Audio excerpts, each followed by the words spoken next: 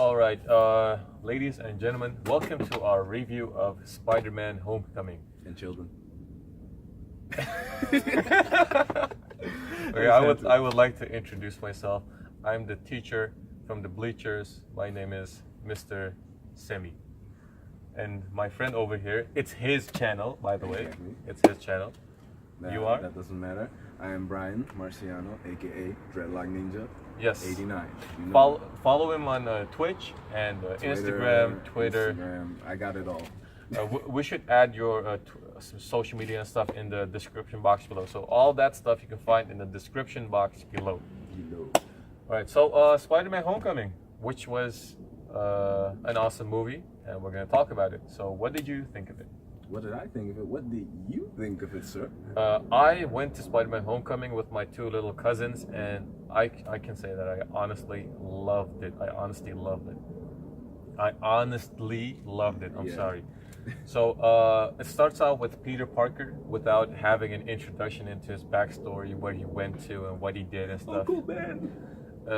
For those who follow the Marvel Universe, Spider-Man made his debut in Captain America Civil War, Yeah. where he assisted Iron Man against Captain America. And there we kind of saw how awesome he would be And how funny. and how funny indeed. The actor they casted for him, Tom Holland? yeah. He is the perfect Spider-Man in my opinion. So the movie starts off with the bad guy being introduced with the crystals or the kryptonite. The Shitori crystals. Yeah, the crystals in the beginning, and he's the project leader from that, and the government takes over, and he's not happy with that.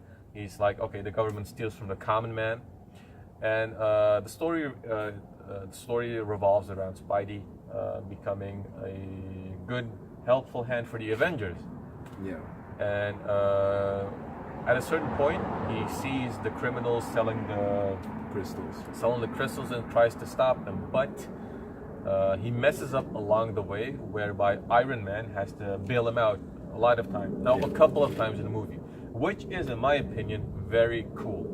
What did you think of that? Because Iron Man was working behind the scenes, and every time when Peter was like, okay, I'm gonna do this and I'm gonna stop him in that way, I was thinking to myself, no bro, if Tony Stark tells you that it's okay and that you can take a back seat, you take a back seat. But no, Tony contacted the FBI. The FBI was going to apprehend these fools either way, but instead Tom was there, or Spidey was there, and did his, well, basically, like, he tried to save everyone, but it was fuck shit. He was fucking up. He was a little guy playing in the big leagues, basically. Yeah, exactly. He shouldn't have intervened in that moment. Now we know that in the end, the climax, he does actually stop Vulture and all that good shit, but it's a superhero movie. It was supposed to end that way. Yeah. Well, a friend of mine was actually voting for Vulture to win, but that's a completely different story.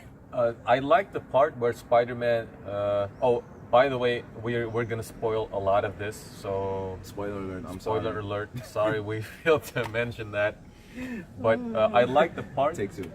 No, it's too late for that. I like the part where I thought the Vulture was gonna die. I really like the part where Spider-Man saved him, so he didn't have to die. Because in the previous Spider-Man movies, all these villains have tragic endings. Yeah. And like, what's his name again? Norman Osborn. Tragic stuff. But this movie kept it lighthearted, and that's why I love this movie. It's a coming-of-age story and keeps things lighthearted, even for the villain. That is true. Yeah.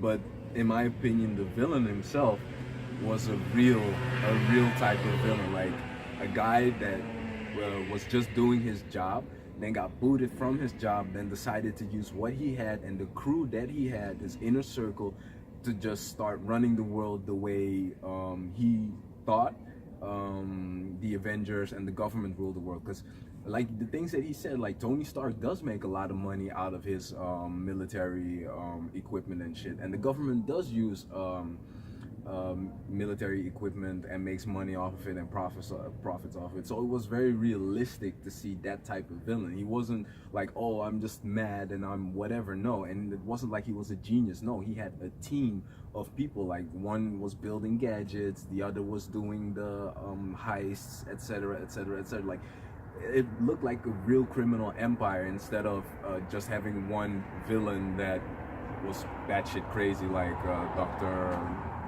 Octopus. Doctor Octopus.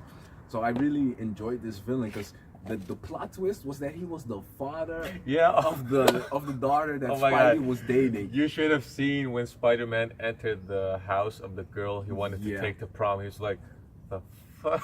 Exactly. And the thing that I like the most is that he figured him out in the car. He figured it out that you're Spider-Man. Yeah.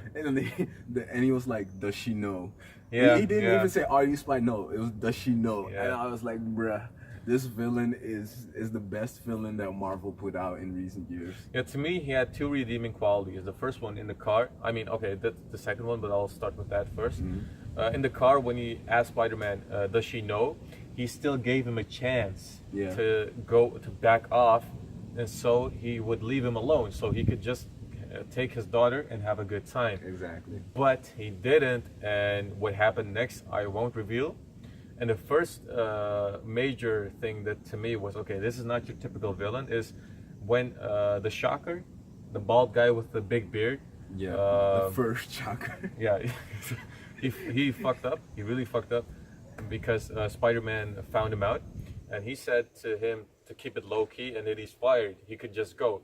But then the bald guy, the Shocker, he threatened the Vulture. He said like, hey, I know things, and what if your wife was supposed to know? Yeah. He gave him a chance, and when he started to threaten him, then he took him out. But at first he just gave him a chance, and which villain does that? But the thing is, the way he took him out, he was like, oh, so that's what the weapon does. I think he thought it was an anti-gravity type gun that would just float him in the air or something like that, if I remember it correctly. I think he wasn't aware that it was going to disintegrate. Because he looked like, whoa, like this just happened. But at the same time, he didn't really care much afterwards. Like, that's the thing. You could see, like, he was never a good guy. Yeah. He was always already a dark guy willing to kill for his objective, for making money and, whatchamacallit. Yeah, exactly. Help his family out. And the funny thing is when the dynamic between Tom Holland and Robert Downey Jr. as son and father, Iron Man, Spider-Man, it was so a touching moment. Just so loving to see. Like, what you mean, the part where he came for the new suit near the end? Also, but through the entire movie, like he built him out a lot of times. He gave him advice on a couple of stuff, and well, the first scene was funny when he went and reached for a hug. But we've seen that in the trailer. Yeah, you've seen that in the trailer. But that's also something to really look forward to. Yeah. So all in all, to conclude, what did you think about the ending, and what would this lead to better Spider-Man series for the future, or what do you think about it? When you look at, like, a friend of mine looked up most of the Easter eggs, and like some of the Easter eggs are leading into Miles Morales, the ultimate, is he Ultimate Spider-Man or whatever? No, he's not Ultimate Spider-Man, he's a different Spider-Man, but like things leading up to him, and the Vulture still being alive and Scorpio being a thing. Like, I'm really excited for this new Spider-Man cinematic universe. I'm just worried about how Sony is going to do this. Are they going to do solo movies again, or are they going to stay in contact with Disney, Marvel, and let them help build Spider-Man up better than ever before? Because let's face it, Sony has been dropping the ball on most Spider-Man movies. Like the first one with Tobey Maguire, it was awesome, and the second one was awesome, and the third one, even though it had Venom, it was mwah. And then we had Andrew Garfield, which was, I guess, all right, but they cut it off real quick. Yeah. And now we have Tom Holland, and I really hope, because he's already been announced to be in Infinity War, so I'm like, all right, that's cool, so we'll have him for a long time. But I want to know how the solo movies that Sony will do, if at all they're going to do solo movies.